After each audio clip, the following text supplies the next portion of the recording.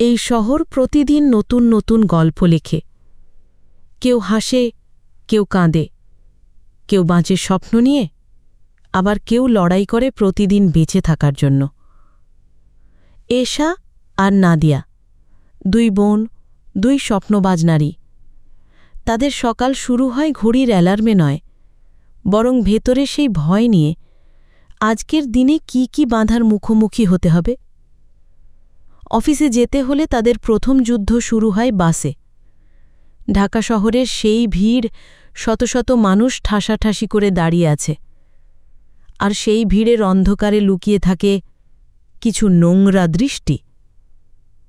এশা ভিড়ে দাঁড়িয়ে আছে, হঠাৎ কেউ কাঁধে হাত রাখল অযাচিতভাবে। সে সরে গেল, কিন্তু কয়েক সেকেন্ড পর আবারও একই হাত, একই স্পর্শ। চোখে পড়ল পাশের লোকটার বিকৃত হাসি। নাদিয়া জানালার পাশে বসতে চেয়েছিল, কিন্তু বসার আগেই শুনতে হল মন্তব্য, এই আসনে বসলে কিন্তু ভাড়া আলাদা। চারপাশে হেসে উঠল কিছু মানুষ। হয়রানির শব্দ যেন শিকলের মতো জড়িয়ে ধরল তাকে। প্রতিটি সকালই তাদের জন্য এক যুদ্ধ, এক যুদ্ধ নিজের শরীরকে বাঁচানোর, নিজের মানসিক শক্তিকে ধরে রাখার। অফিসে পৌঁছেও শান্তি নেই। এশা গার্মেন্টস ফ্লোরে সুপারভাইজার। শত শত নারী শ্রমিক তার ওপর নির্ভর করে, কিন্তু পুরুষ সহকর্মীরা মাঝে মাঝে খোঁচা দেয়, তুমি তো মেয়ে, এত চাপ সামলাতে পারবে? আর ম্যানেজারের চোখে লুকানো বার্তা, চাকরি রাখতে চাইলে আমাকে খুশি রাখতে হবে। অন্যদিকে নাদিয়া, প্রাইভেট কোম্পানির সেক্রেটারি। তার দক্ষতা সবাই জানে, কিন্তু কিছু পুরুষ সহকর্মী হাসি তামাশার আড়ালে বিষ ঢালে। আজ কি সুন্দর লাগছে আপনাকে? একটু একা কথা বলা যাবে? প্রমোশন চাইলে জানেনই তো কি করতে হয়। প্রতিটি শব্দ যেন বুকে পাথরের মতো চেপে বসে। চুপ করে থাকার মানে সম্মতি নয়, কিন্তু প্রতিবাদ করলেই হয়রানি আরও বেড়ে যায়। অফিস শেষে বাসায় ফেরার সময় রাস্তার মোড়ে দাঁড়িয়ে থাকা কিছু ছেলেদের দৃষ্টি শরীরের প্রতিটি অংশে ছুরি চালানোর মতো লাগে। কেউ সিটি বাজায়, কেউ বলে কটু কথা, এই যে আপু একা যাচ্ছেন, মোবাইল নাম্বার দেন কথা বলি। কেউ আবার ধাক্কা দিয়ে চলে যায়, তারপর হেসে বলে ভিড় তো, ভুল হয়ে গেছে। কিন্তু এশা আর নাদিয়া জানে এসব ভুল নয়, এসব ইচ্ছাকৃত অপমান। তাদের প্রতিটি পদক্ষেপ যেন সমাজকে মনে করিয়ে দেয় মানেই প্রতিনিয়ত হাজার বাঁধা শুয়ে চলা। রাতে ঘরে ফিরে দুই বোন একে অপরের চোখের দিকে তাকায়, কিন্তু কিছু বলে না, কারণ দুজনের অভিজ্ঞতাই এক। ভিড়ে অশ্লীল স্পর্শ, অফিসে অশালীন মন্তব্য, রাস্তায় কুদৃষ্টি, সমাজের নিঃশব্দ বিচার। কখনো কখনো মনে হয়, নারী হয়ে জন্মানো কি সত্যিই অভিশাপ? শরীরটা কি শুধু একটা বোঝা যেটা সবাই টেনে ধরে নিজেদের নোংরা ইচ্ছা মেটাতে চায়?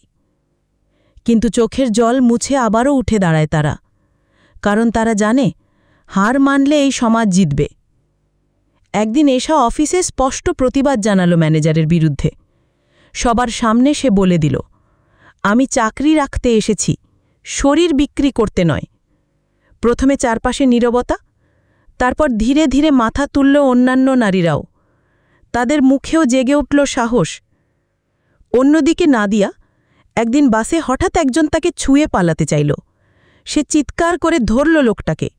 ভিড়ের মাঝেই মানুষ প্রথমে অবাক, তারপর সমর্থন দিল। লোকটা লজ্জিত হয়ে মাথা নিচু করল। সেই দিন থেকে দুই বোন বুঝল, চুপ করে থাকলে হয়রানি কখনো শেষ হবে না, প্রতিবাদী একমাত্র পথ। আজ এশা আর নাদিয়া শুধু ভুক্তভোগী নয়, তারা হয়ে উঠেছে প্রতিরোধের প্রতীক।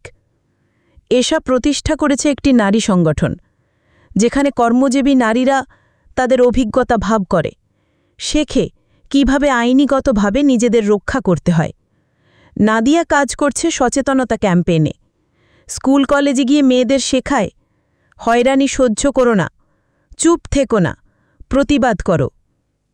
তাদের সাহসে অনুপ্রাণিত হচ্ছে শত শত মেয়ে, যারা ভেবেছিল একা কিছু সম্ভব নয়।